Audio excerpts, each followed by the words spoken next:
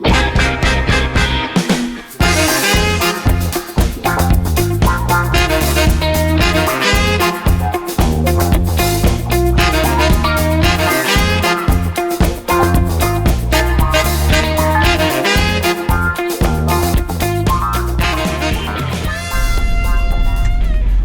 you today is a lovely looking 2007 GMC Yukon Denali, which is named after the tallest peak in North America, Denali, which everyone else knows as Mount McKinley.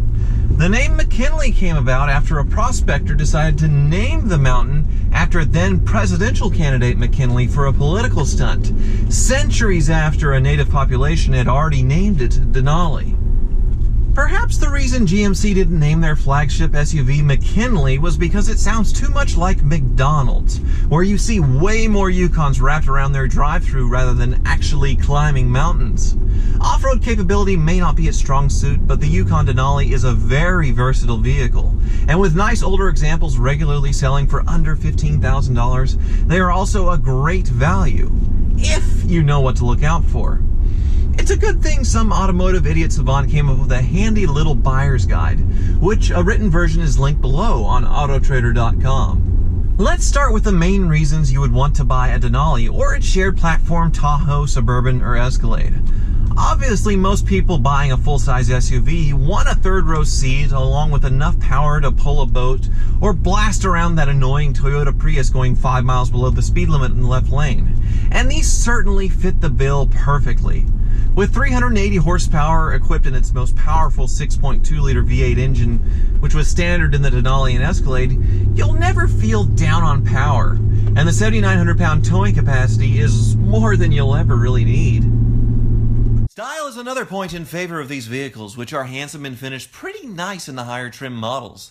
The technology inside has also aged well, with very little difference in the infotainment screen interface between a 2007 and 2017.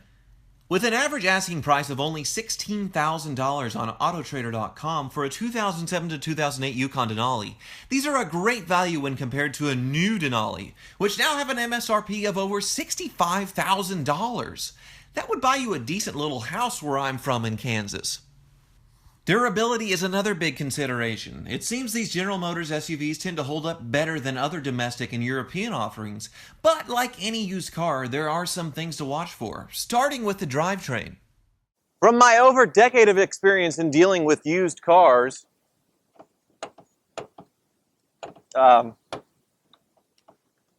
decade, lots of experience.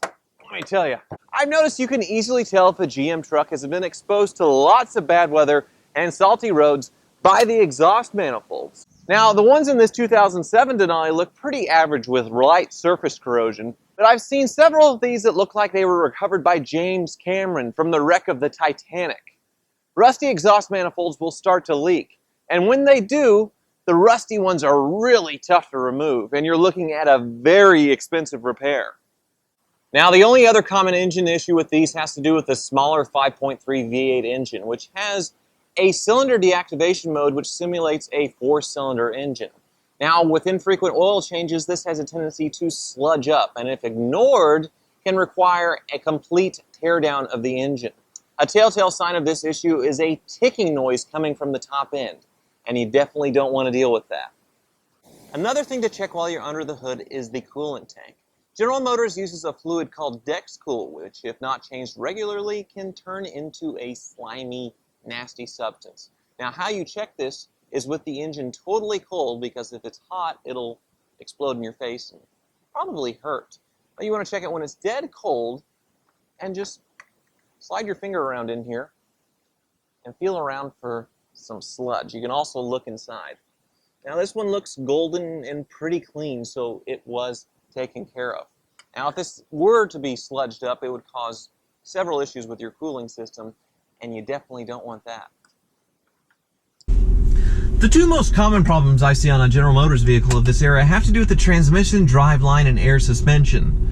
The transmission issue you might find is a sloppy feeling on takeoff, almost like there's a little kick when you first get going. This can come from a little slop in the driveline, and also from the transmission itself. if it hasn't been serviced regularly or a programming issue.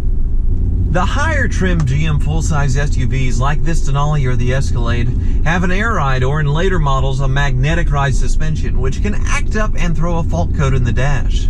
A lot of the time it's just a height sensor, but if you're looking at an older example with higher mileage, there can be much more expensive issues. Another thing I noticed from a garage Yukon that had a more careful owner is the buttons on the climate control and the stereo aren't all worn down. And like this one, it looks really nice. Of course, all of these items would be found during a thorough pre-purchase inspection with a competent mechanic, which I would recommend to anyone considering a used car without an extensive warranty. Unfortunately, I don't often practice what I preach, and my regular viewers know very well how this normally turns out for me. But that won't happen to anyone shopping for a 2007 to 2014 GMC Yukon and sees this video, since you'll know what to look out for. You're welcome.